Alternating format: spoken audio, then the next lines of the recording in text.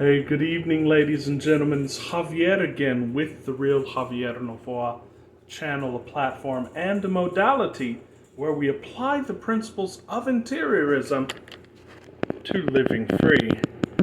And today, guys, I just wanted to get sort of more practical again, back to a little bit of a hands in the clay process that you can take and use immediately, and that's going to just increase your manifestation game. It's going to increase your interiorism game, which, remember, we're not consciously trying to manifest. Rule number one for any of these processes, all of these processes that I give you, is you cannot be fixated on an outcome. And I think this process is going to be very easy to help, especially those of us who are very frenetic. And so many of us in Western societies especially are very frenetic. What I've been talking about in the last few videos, about going within, about getting into what we call quantum resting and allowing the universe, basically leveraging the unseen to allow the universe to do all of the work for you. Believe it or not, it gets boring for a lot of people because we're in this physical experience. It is a simulation, but we came to this simulation so that we could experience physical action. So physical action is a huge part of it. So many people are confused in these modalities of manifestation, in these modalities of interiorism, and I get questions from coaching clients and others a lot about, Javier, when should I take action? Can taking action prevent me from getting what I want? That's a big one. It's something that we can address just a little bit. And how do I take action while at the same time you're telling me not to ask how? Because in order to take action, I need a formula, a process, and I have to ask how. And it's even confusing for many people because Joe Dispenza talks about in his meditations, don't ask how, but he also talks about in his books and processes, ask how. And to sort of cut this short, the ultimate knowing of interiorism cuts through all of these questions because remember, you make the rules. You are the one, you are the divine because we're all at root one. Everything is inner, right? And this is just a game. Therefore, if you say that taking action can screw up your manifestation, then it can. But if you say that no action can screw up my manifestation, that will be the rule for you too. And in fact, I've demonstrated this both in my own practice and with some of my clients. We told them to intentionally take an action that would be in contradiction to their desire, and we still got the desire, guys. It doesn't matter what action you take, because again, it's the illusion of choice. If you read Vadim Zeland's book, Reality Transurfing, he talks about the fact that the universe is a series of film rolls. You get to choose the film roll, but once you're on the film roll, there's no free choice, no free action or free will. Your free will is in the imaginal, guys, is in the unseen. But nevertheless, we can play on these film rolls, and to the extent that we have this illusion of free will to have fun on these film rolls, we can apply it. And it's a methodology that I've talked about a lot on our channel. It's called smoothing out the film rolls. So let's say you have a desire to have $1 million, but you're $20,000 in debt. There's nothing you can do to make $1 million, guys. In fact, if you try to do that, you're most likely going to depress yourself. You're going to frustrate yourself. But what you can do is you can say, okay, maybe I can save $20 a week by doing this. And while that's not very fun, that's going to free up energy for you to then spend more time living on the other film roll. And it's the time that you spend living on the other film roll, not the action, guys, that's going to take you across the finish line. And basically, we can manifest anything, which means that we can have anything that we want come to us without taking any action. In fact, famously, the great American spiritual teacher Lester Levinson was asked about a woman who was asking, can I achieve my desire doing nothing?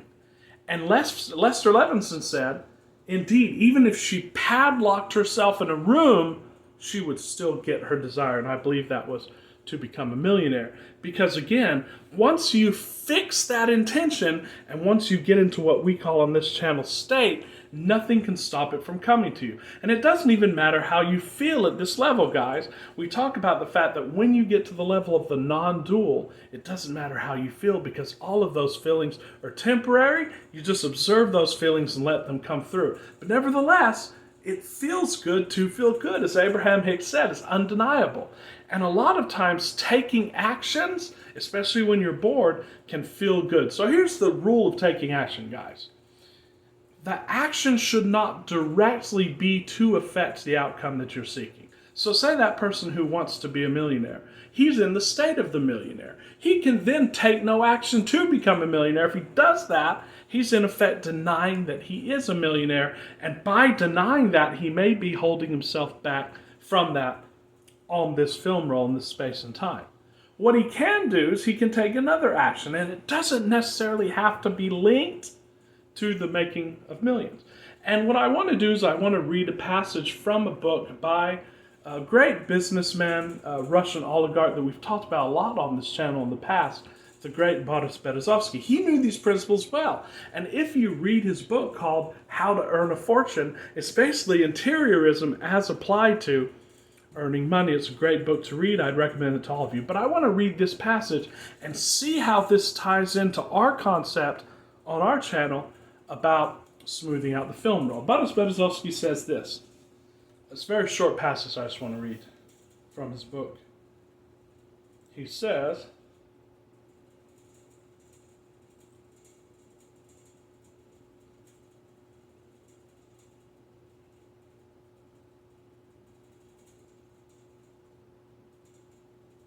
I recommend my personal method, he says, a shifting of priorities. This is when a person, to avoid thinking of money, obsessively gets involved in, let's say, gardening. It's very relevant for Russia. The entire day, his head aches over where to get the necessary seeds, what to fertilize his beds with, and how to raise a super pumpkin. And somewhere on the edge of consciousness, on his periphery, that's where you have to keep this, on the periphery of your consciousness, dangles a little thought. By the way, those $300,000 next month, they will fall in my lap suddenly. Where should I put them? Can't think of that right now. The seedlings are withering. If you worry over a garden, a sports team, or a scientific department, and Berezovsky did work as a scientist and a mathematician on the scientific department, he became the richest man in Russia. Their performance will go downhill because of the principle that lust guarantees difficulties. You see, Berezovsky talks about lust, and what we would call it here is fixation on the outcome. Well, fixation and wanting and desiring the outcome, of course, it will keep it coming from you, because by desiring it, we know from law of assumption and even law of attraction, you're keeping yourself in a state of desiring. Of course, interiorism teaches you how to transcend all that, but nevertheless. Let your seedlings wither, but at least your 300,000 will come by the necessary date. Maybe, of course, the opposite will happen. The seedlings will grow wonderfully and the money will not come. This means you are unable to shift your fears into consuming another object, and the fear of poverty turned out to be stronger. Now, Berezovsky talks about a special case where a person will focus on one thing and that will deteriorate because the person has lust, and then he will get what he wants. I don't believe these are necessarily mutually exclusive. You can be successful in what you're focusing on as long as you follow these principles of not caring about the outcome, of just taking the next step, the step in front of you, which, by the way, the GTD, or Getting Things Done system, helps you to do beautifully because you sum things down to their next action. Therefore, you're able to take the next step on that. But he says, I think he's just talking about a special case here, and we'll explain it just a little bit here. But he says, if you analyze rich people you know, you will necessarily find them in a certain side passion that to you often seems absurd. How can somebody deal with football if his firm has revenues in the billions? He's probably talking about Abramovich, who owned a British football team. I believe it was Chelsea. And yet he was dealing with businesses that made millions. How does Mark Cuban own a basketball team, and yet he's making billions, and so on and so forth? Well, these guys know this secret. But it is exactly football that feeds his worm of doubt and does not allow it to gnaw through the desire concerning his business. So, this is, guys, a shifting of the priorities. And of course, how do you do this? You can do this even with something that's related to your intention. It doesn't have to be something totally opposite. Let's say the person who wants $1 million. Well, what would be the first step to that? You can think that as long as you're not thinking of it with anxiety, as long as you're thinking from in the end, he can say, okay, I could start trading stocks. So the person, I don't have any money though, but I can definitely read books and I can trade demos. The person then spends a lot of time reading books and trading demos. When he gets bored with that, he goes back into the silence, he relaxes, but he finds that it's something he really enjoys. And if it's not something you enjoy, go do something else until you find what you enjoy.